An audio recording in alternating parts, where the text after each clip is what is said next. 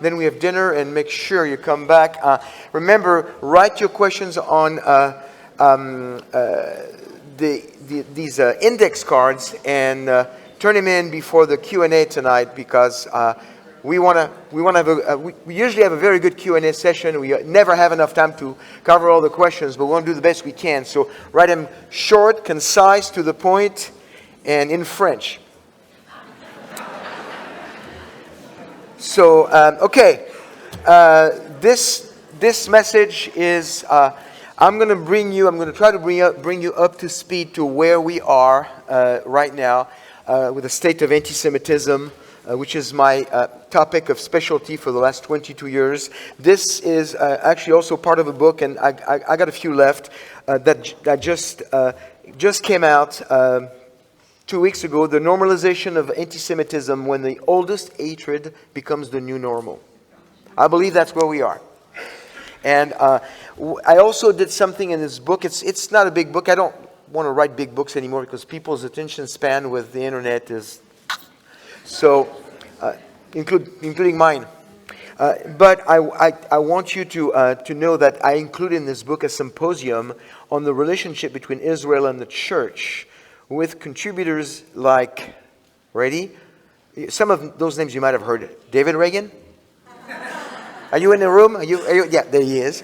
Dr. David Reagan. Mike Spaulding, Mondo Gonzalez, Mark Hitchcock, Todd Hampson, Tommy Ice, Brandon Holthouse, Andy Woods, Don Perkins, Tom Hughes. You got to have Tom Hughes. Bill Koenig and Billy Crone. So they all contributed to the book on their position on Israel and the importance of Israel in the Bible. So just for that, not for what I put in, but just for that, you should get the book. So, all right. So I want to talk about this normalization of anti-Semitism, and let me have a word of prayer, and then we'll start. Lord, thank you for this incredible conference. Lord, it is so good to be in the midst of like-minded people who take your word seriously. Lord, we take your word seriously. We take you seriously. We certainly do not take ourselves seriously. But we love you because we know that you loved us first. So, Lord, help me carry this message. Help me deliver this message the best I can, Lord. And the difficult message, but we need to know where we are and what we can do.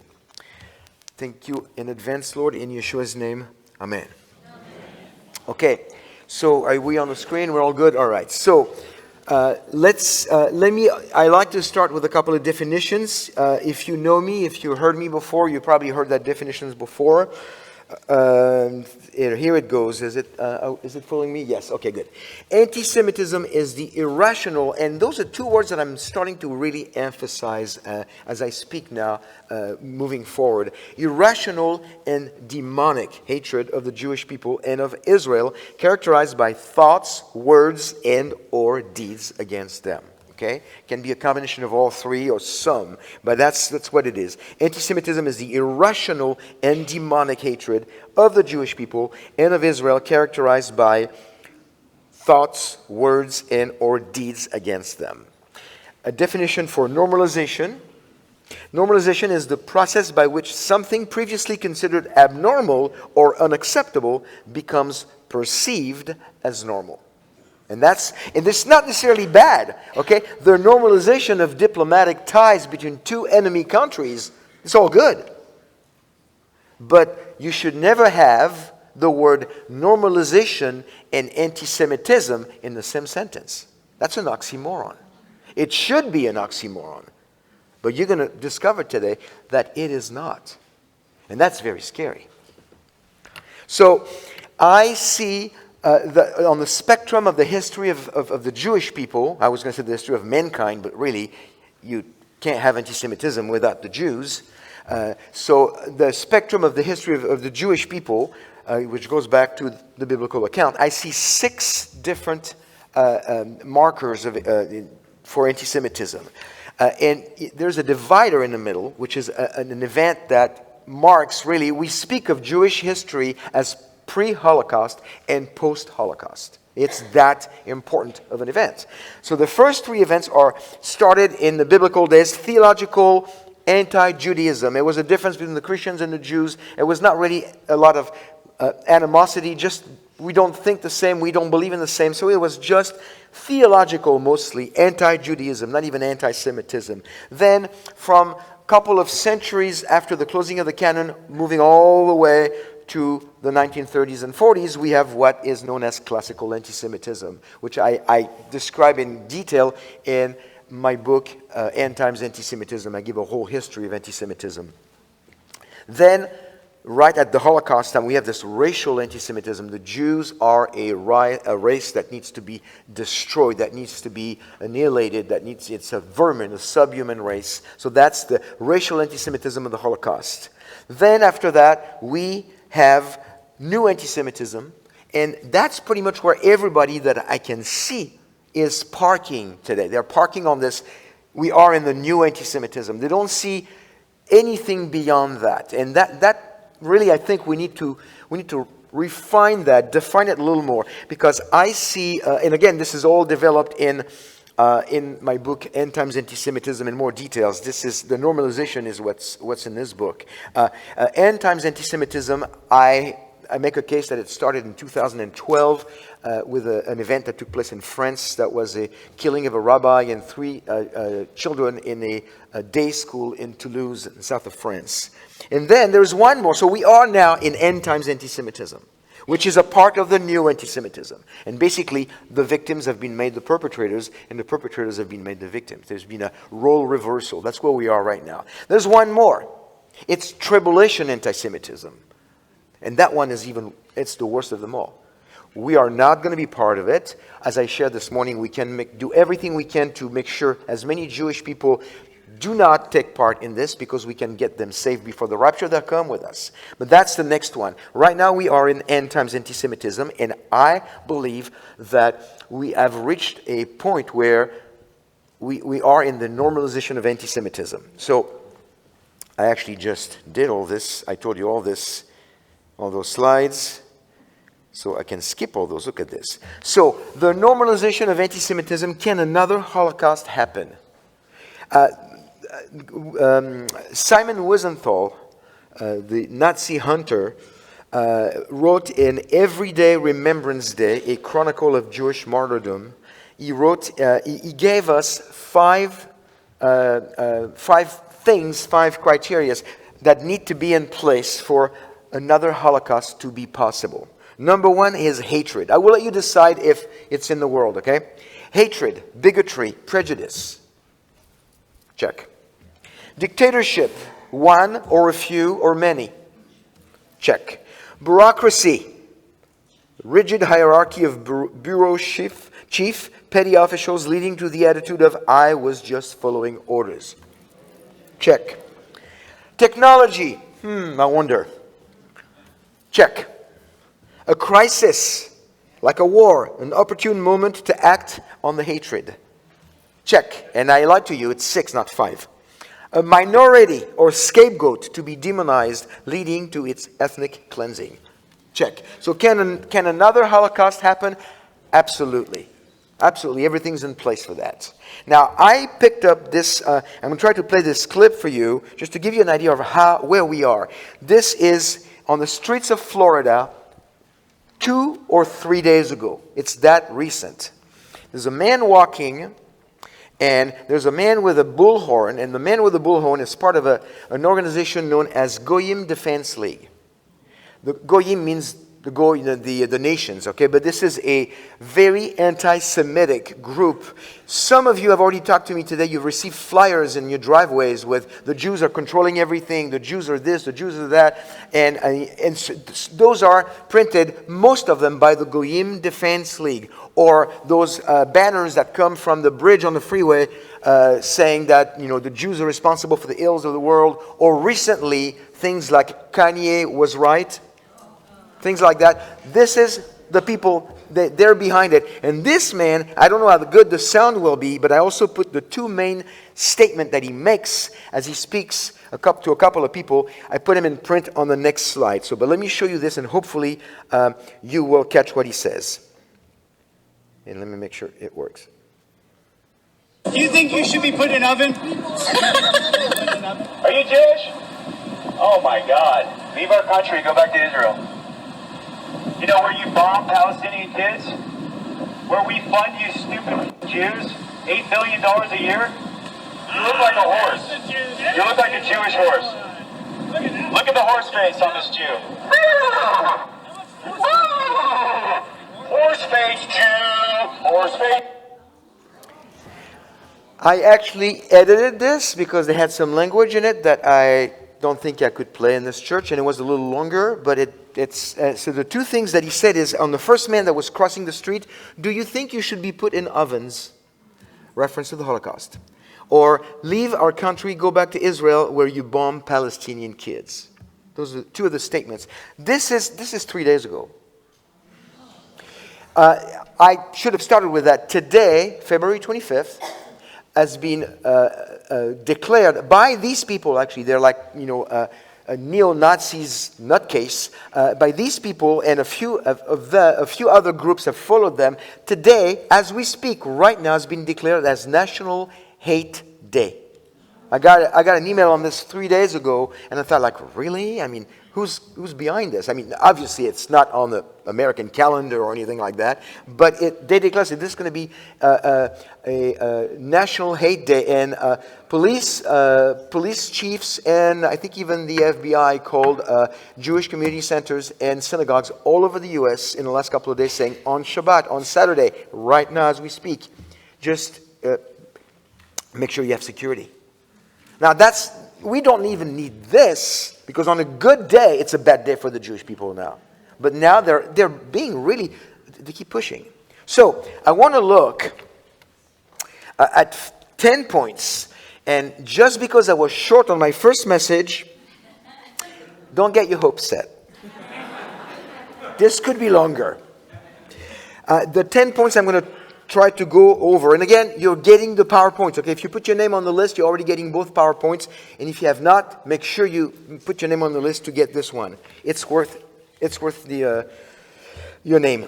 Anyway, so the 10 points which I cover in detail in the book: apathy, lack of education, low or incorrect reporting, desensitization, lack of accountability, empowerment, demonization of the defenders, persecution of Jews and defenders, encouragement to kill, and mass murder of Jews.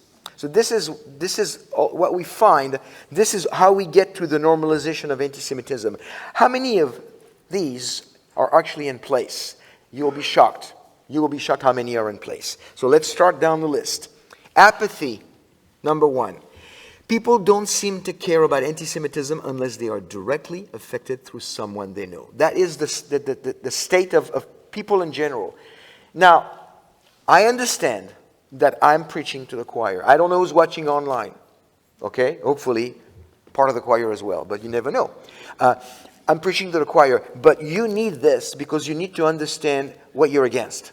So I am not pointing this at you, not even close. But you need this because this is going to be those are going to be your tools and your weapons to fight the enemy. You need to understand where we are. So when I say people, I don't mean you, but I mean people in general. Unless it's in their backyard, they don't really care. They got bigger fish to fry. Anti-Semitism is not on most Christians' radar. When people don't care, they don't respond. They don't react. And we've seen this, of course, 80 years ago. Some of you might know who this is. Pastor Martin Niemöller, German pastor during the Second World War. If people continue being, that's not what he said, I have a quote from him right after that, but if people continue being apathetic toward anti-Semitism, they will miss the greater danger looming over other communities. And this is a famous quote that is attributed to him. First, they came for the socialists and did not speak out, and I did not speak out because I was not a socialist. Then they came for the trade unionists, and I did not speak out because I was not a trade unionist. Then they came for the Jews, and I did not speak out because I was not a Jew. Then they came for me, and there was no one left to speak for me. We don't want to be there again. Please. Please. So, please don't boo when you see pictures of the people I'm going to show you. Okay, just let's be respectful. Let's understand that these people need Jesus, but they're wrong. Okay?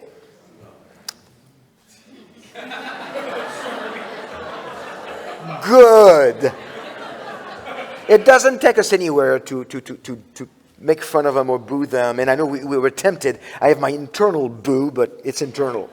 So this is what you need to know. Anti-Semitism did not happen in a vacuum. Again, I document all that in End Times Anti-Semitism. I should stop talking about that book because I've got 2 left. So you can get them on Amazon. Most people are unaware of the key players: victims, perpetrators, co-perpetrators, bystanders, and rescuers. In the case of this woman, Whoopi Goldberg, she's still, after being confronted publicly at least twice, privately I don't know how many times, she's still convinced that the Holocaust was not about race, and rather it was a white-on-white crime. It was not about race. It was everything about race. Now, it's not really about race when you think about who the Jewish people are, but the Holocaust, the reason why Hitler wanted to get rid of the Jews is because it was a race that was, according to the now debunked, although making a comeback, law of science of eugenics, the Jews were a subhuman race. Subhuman, not really human. And if you're not human, you need to be destroyed. And we were described as vermin. So it was all about race. And in eugenics, this science was debunked in the early 1900s, but it's making a comeback now because it's convenient that we could use it again. But it's based on nothing. According to, so number 2, so that was number 1. Okay, so the number 1 was apathy. Number 2 is lack of education. She is clueless. If I had a chance, I'd talk to her. If I was invited, I'd talk to anybody. She is clueless, and she needs Jesus. Lack of education. According to a Pew Research survey, 84% of Americans still do not know what the term BDS means. Boycott, divestment, sanctions. Many Christians are in denial regarding Martin Luther's anti-Semitic diatribes at the end of his life. I'll get back to that at the end of the presentation to make one more point. But those are just some of the sad facts. And by the way, in this PowerPoint, I put all the links to the surveys and all my sources. So, because don't believe me, just check it for yourself. Most Christians have never heard of the 1920 San Remo Conference, which was more legally defining for modern Israel than the 1947 UN vote for the partition of British Mandate Palestine. So most Christians are completely ignorant about the history of the Jewish people and all the anti-Semitism against them. They just don't know. And how can we fight an enemy we don't know? So what do we do with lack of education? Well, I haven't found anything better. I like the 3Ds of Natan Sharansky, a Russian refusenik who's been working, I don't know if he's still doing that now, but he was working with the Ministry of Immigration, the Jewish agency, bringing in the Jewish olim, the immigrants to the land. And he came up with the 3Ds to define anti-Semitism, to be able to understand it. If it fits any of those or all of them, it's anti-Semitic. Demonization, double standards, delegitimization. I haven't found anything better to define what's anti-Semitic. This is brilliant. So this is his own words. The first D is the test of demonization. When the Jewish state is being demonized, when Israel's actions are blown out of all sensible proportion, when comparisons are made between Israelis and Nazis and between Palestinian refugee camps and Auschwitz, this is anti-Semitism, not legitimate criticism of Israel. That's the first D.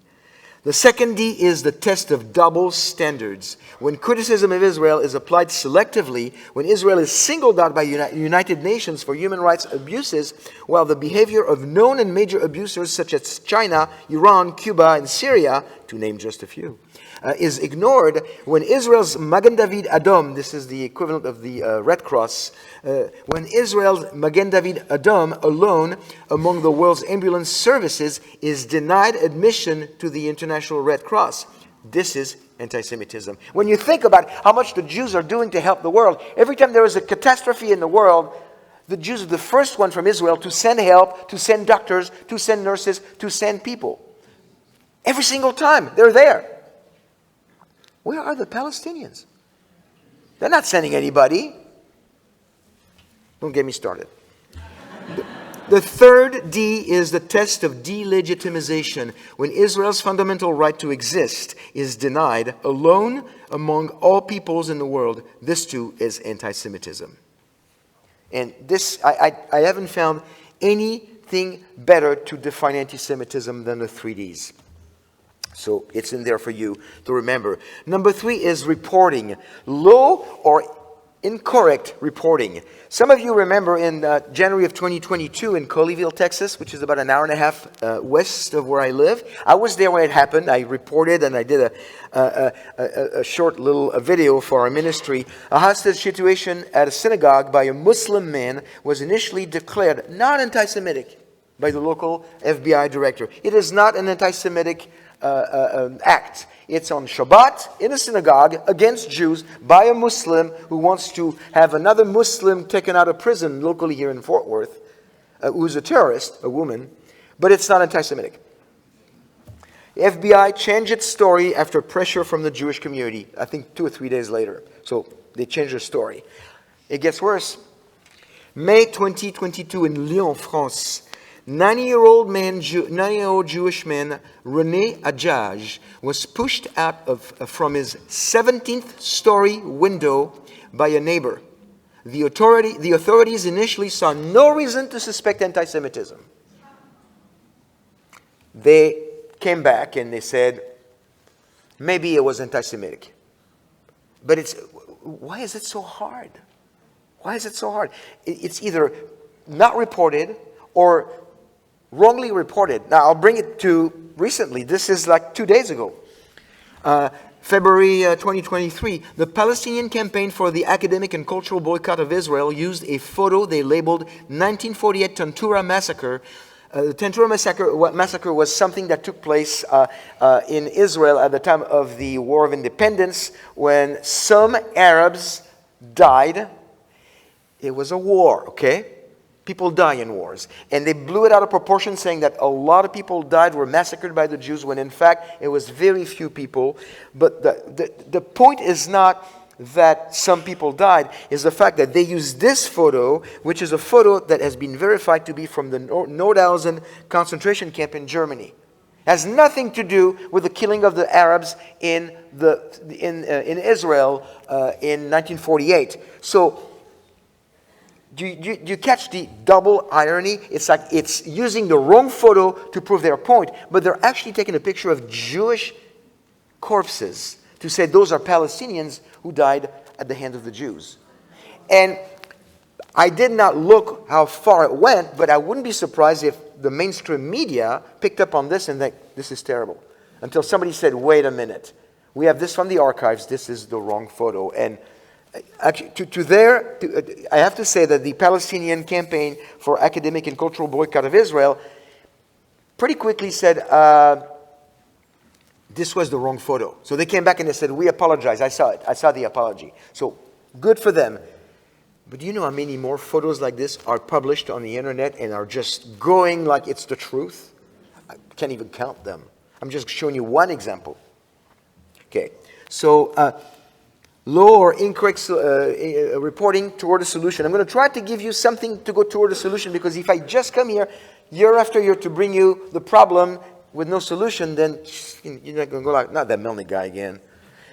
So when you are victim of anti-Semitism or witness anti-Semitism, report it. But two, you report it. Well, you try to report it to the authorities, the media, and Jewish advocacy groups, and probably your best bet are going to be the Jewish advocacy groups, because they have a voice. They are organized. If you call the police, if you call the press, who knows nowadays.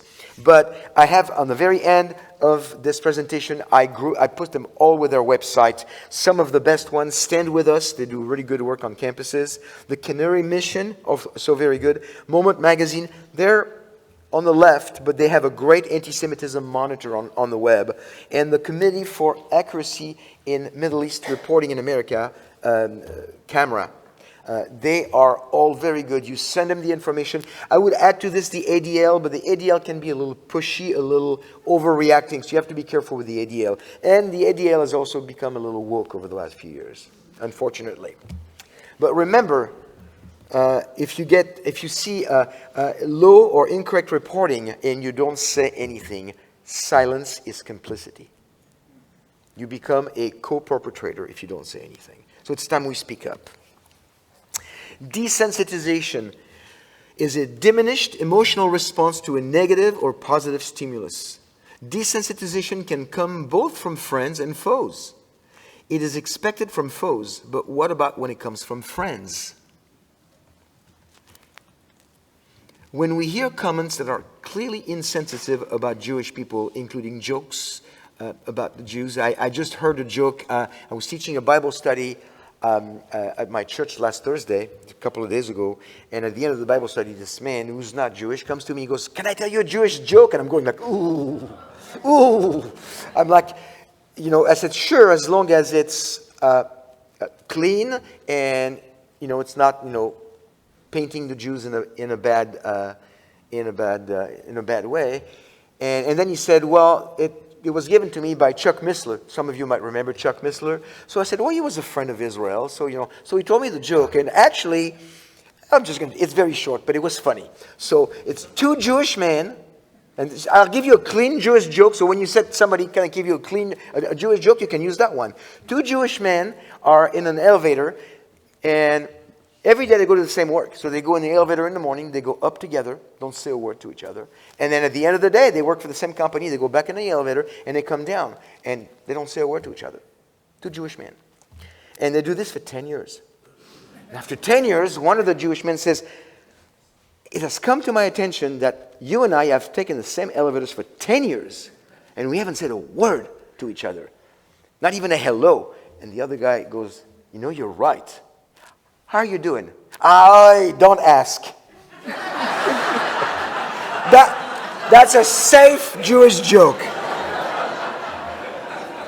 So there you go. So see that it's not derogatory, it's just a joke.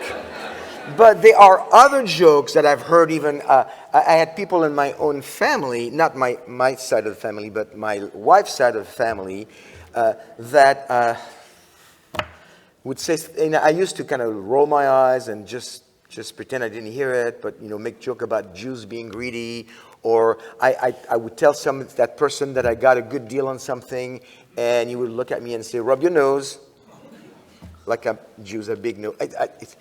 Anyway, so when we hear, people are desensitized. They are desensitized.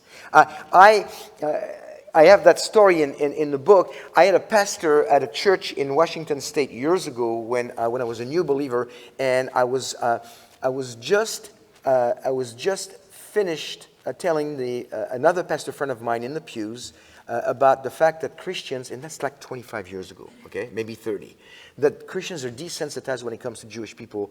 And he goes, "Oh, Olivier, you're overreacting." And our senior pastor was preaching that Wednesday night, and he's pacing the stage, and he's going, "Now, I want to paint the picture. The Jews were just finished killing Christ." And I go like, bing, like this. I elbow my pastor friend, and I go, "See?" And he looks at me, and he goes, "What?" None of them, that pastor or the senior pastor, are anti-Semitic. One is with the Lord now. I knew them both. I knew their hearts. There's no question in my mind they didn't mean anything bad. Completely desensitized. They were not even hearing what they were saying. And that's from the friends. Imagine what can happen from the foes. It's all there. Number 5, no accountability. This drives me crazy. 2017 in Paris, the French seem to have a lot of it for some reason, of the anti-Semitism. Maybe it's because France has the largest Muslim community in Europe. Like 11% of France is Muslim. It's really interesting the way things are changing in France.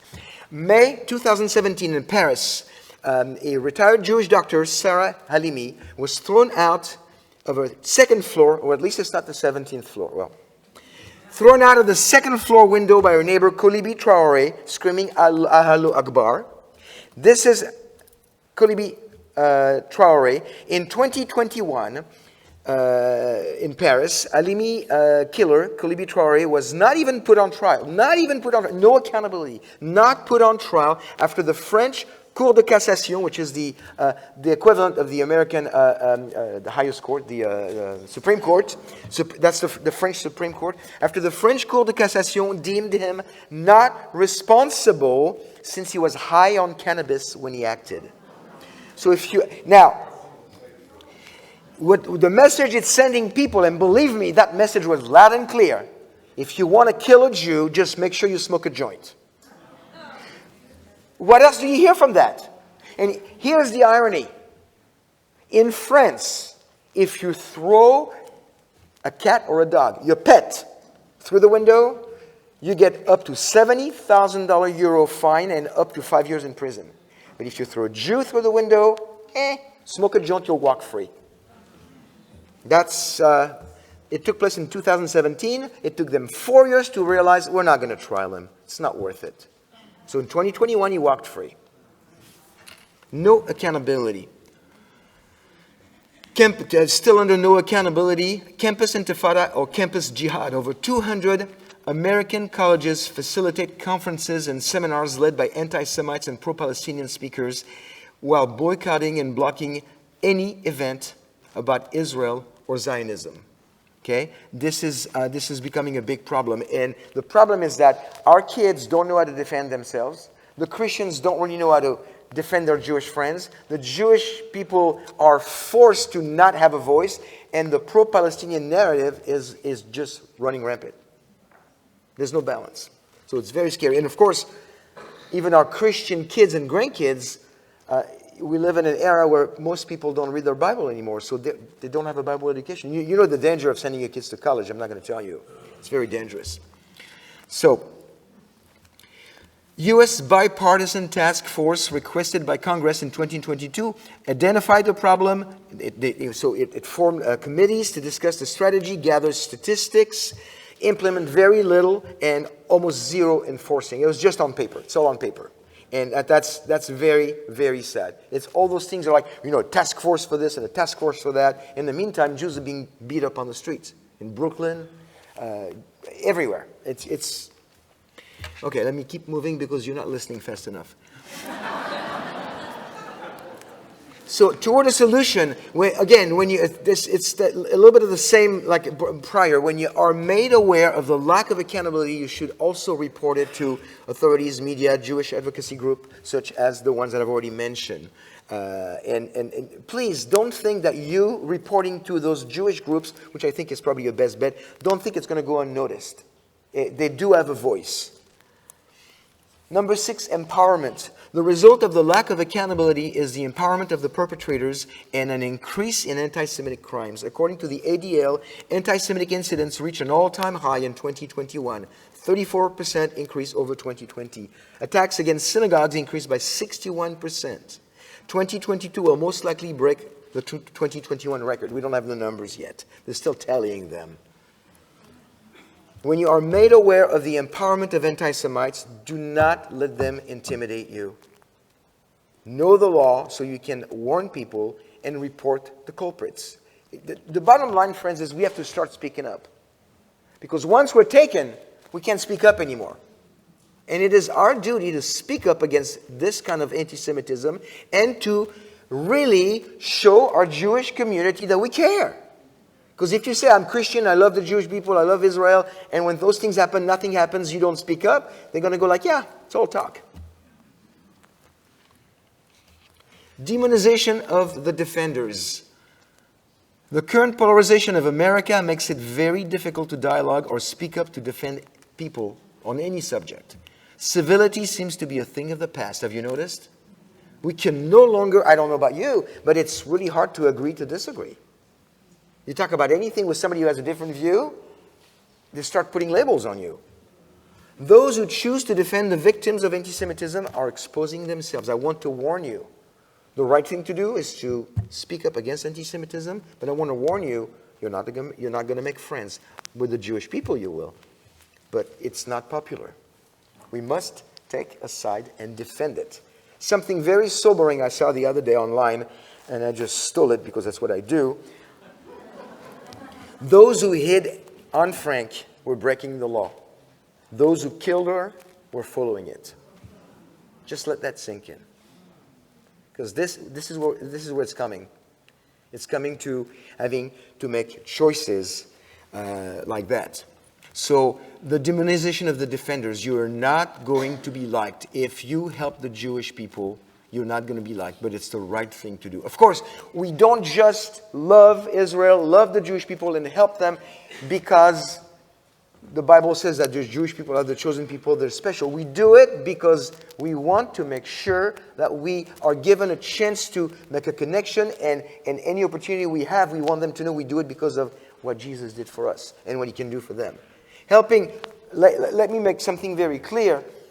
This is also something I'm not going to say steal because that's, I'm going to say I borrowed from my friend from One for Israel, I think Etan Bar. He said this. He said, when you help, or when you have humanitarian help for the Jewish people of any kind, just humanitarian help, it is akin to sending a Jew to hell on a full stomach. And I'm not going to do that.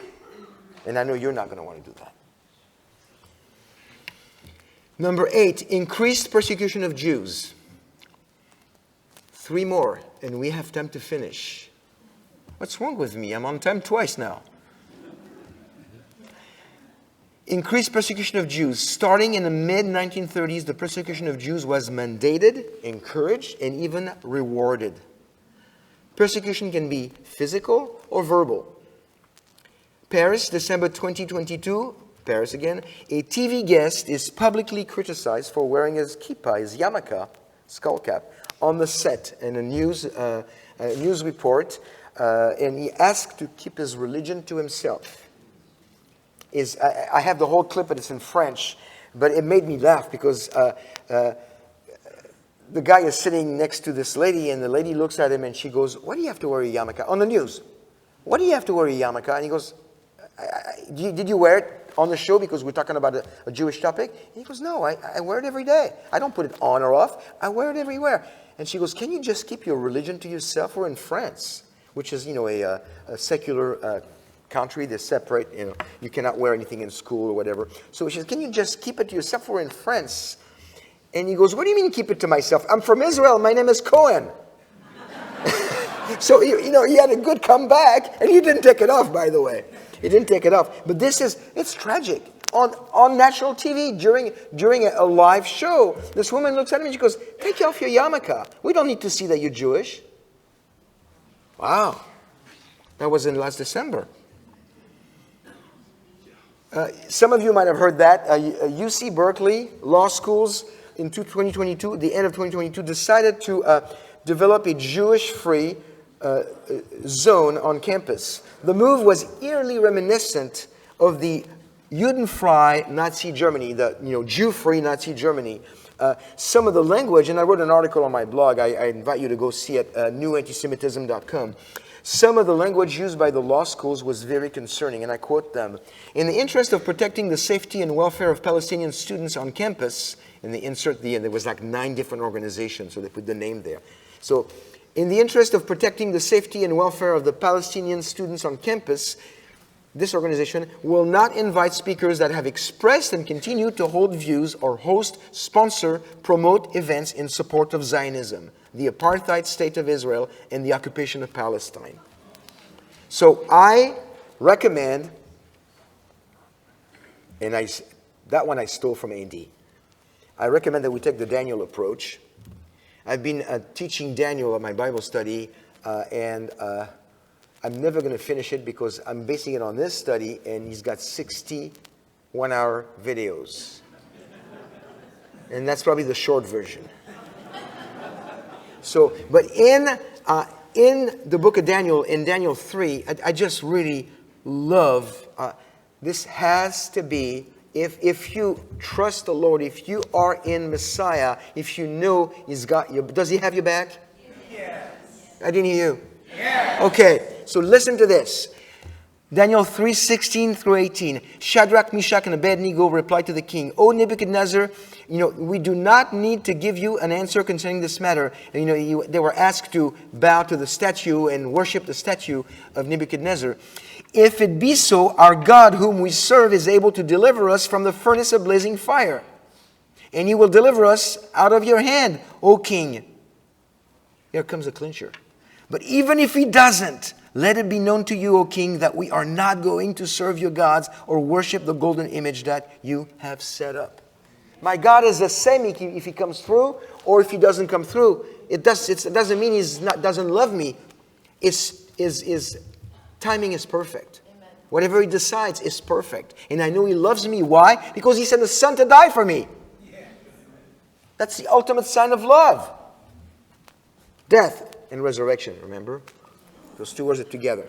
So the Daniel approach is, and I really like what you did, Andy, on civil disobedience. I mean, those 4 points, because we probably will, sooner than we think, come to that. So I got this straight from Andy's study. I invite you to do that study on Daniel. Again, it's like 60 hours. It's a short version, but it's really good. Well, you know, with Andy, 60 hours is a short version. You know that. You know. It's usually one sermon on a Sunday. So, 4 points. There must be, to commit civil disobedience, there must be a crystal clear conflict between the laws of man and the laws of God. There must be an exhaustion of all creative legal remedies. Civil disobedience must always be the last resort for believers. And here's one that you cannot ignore. There must be a willingness for consequences. And you have to maintain respect for civil authorities. You see this all throughout the book of Daniel. We don't agree with you, O king. It's just very interesting how they come to him and they always, say, we recognize your position, but you're not the boss of us. That's what they're saying. So this is probably coming to a theater near you very soon. And we'll have to make some moves to help our Jewish friends. Let me finish with this. I got 2 more points and I'm going to wrap it up. Kanye West diatribe, encouragement to kill Jews. That's number 9. We're there. I'm just going to give you I'll give it to you ahead of time. All 9 points are already established. The last one, the mass killing of Jews, is the only one that hasn't happened yet. But it's around the corner. Kanye West diatribe. I'm a bit sleepy tonight, but when I wake up, I'm going DEFCON. You didn't know what he was talking about. DEFCON 3 on Jewish people. The words of a celebrity with over 30 million followers. And the support and defense from another celebrity. That really bothered me even more. What he said was very troublesome, and a lot of people dropped him, and that was actually a pretty good reaction. But what Candace Owens said about him really bothered me. A lot more than what he said. Because I used to respect her. If you're an honest person, you did not think this tweet was anti-Semitic. You didn't think that he wrote this tweet because he hates or wants to genocide the Jewish people. This does not represent the beginning of a Holocaust. She needs to be educated. And here is one of my final points here. Martin Luther did not look forward to what Hitler was going to do because he did not know Hitler. But Hitler looked back at Luther and said, I'm finishing the job. That's part of history. And I'm telling you, Kanye doesn't know who he's possibly not looking forward to, but whoever that question mark is, they will look back one day and say, Kanye said it, he started it, let me finish it. So she needs to be educated on that. Those are the wrong words to say. How much time do I have left? Okay. Number 10. Mass murder of Jews. Well, it happens to be that I've already mentioned that verse today, Zechariah 13, 8 and 9, the 1/3 and 2/3, so I'm not going to go over that again. It's in the notes. Let me wrap this up. Once something previously considered abnormal or unacceptable has become normal, then the normal becomes abnormal. And we are the normal. You know who I want to be? You know who you want to be? You want to be this guy. The lone man refusing to do the Nazi salute in 1936. They're all doing the Nazi salute and he is just looking, determined not to raise his hand. We want to be him. It's not going to be popular, but we want to be him. Isaiah 5:20, woe to those who call evil good and good evil, who substitute darkness for light and light for darkness, who substitute bitter for sweet and sweet for bitter. So friends, we are here. Yeah, thank you, Olivier. We knew that. The question mark represents the imminence. We don't know when, but the next event is the rapture. We don't know how much time we have left, but we have very little time left to make a difference and to reach out to a Jewish friend. What is left for us to do when we have become abnormal to society? When it comes to Jewish people, all that might be left for us as believers is to protect them and provide for them in the name of Messiah, because of the Messiah, and with the gospel. It has to be with the gospel. But it's coming, and I believe that we have checked 9 of the 10 boxes. Apathy, checked. Lack of education, check. Low, incorrect, check. Desensitization, lack of accountability, empowerment, demonization of the defenders, persecution of Jews and defenders, encouragement to kill the Jews, all checked. What's left is a mass murder of the Jews. If I can help it, if we can help it, not on our watch. God bless you.